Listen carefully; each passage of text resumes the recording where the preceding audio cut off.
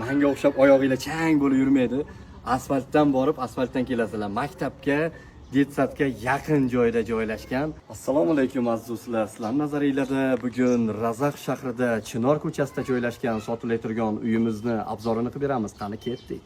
12 ga 16, 2 etaj, garadskoy stilda solingan. Bajaka, bu uy osangiz mazza qilib yashayib turgan joyi-yu, 10 ta xonaga mo'ljallangan bino-yu bu. Siz ko'rib turgan xona, orqamda oynani ko'ryapsizmi, kattaligini oshxonaga, kuxnyaga mo'ljallanib solingan.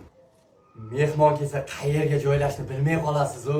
Bunaqangi xonadan 3 ta bor, katta mehmonxona uchun. Ko'rib turganingizlar, koridor, uzun koridor, bitta emas, 2 ta eshigi bor.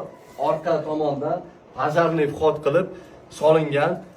Bu yerga kelsak, ikkinchi etajga shu yerdan lestitsa qilib chiqib ketsangiz bo'ladi. Xullas, ochig'ini aytganda tepaga chiqa olmadik. Tepada ham xuddi shunday katta xonalari bor.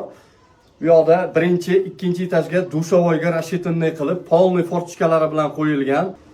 Tashqaridan ko'rinishimiz mana ko'rib turganingizdek, hammasi pishgan g'ishtdan, ustlari yopilgan, ichini chiroyli o'zingizning vkusingizga qarab yasab chiqsangiz bo'ladi. Bundan tashqari do'stlar, shunday katta agarodlari bilan xohlasanglar bu yerga molxona, qo'yxona, tandirxona, letniy kuxnyalarni ham qilib qo'ysanglar bo'ladi.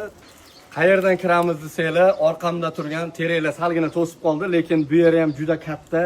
Bir tomoniga basseyn, gazon, ziloniy zona qilib qo'yib, qo'jaka damni olib o'tirasiz. Oldi ko'rinish ko'ryapsizlarmi? Oynalarini qaranglar, kattaligini, prям garadskoy stilda katta tepadan tomosha qilib o'tiradigan joyi, ammo bosib olish kerak, jigar. Manzilini sizlarga aytmasam ham tushungan bo'lsanglar kerak. Razaq shahrida Chinor ko'chasida, Chinor yuragida joylashgan uyimiz. Narxlariga kelsak, kelishim bahoda. Nomerlarni pastda qoldiramiz, murojaat qilib bemalol gaplashishinglar mumkin.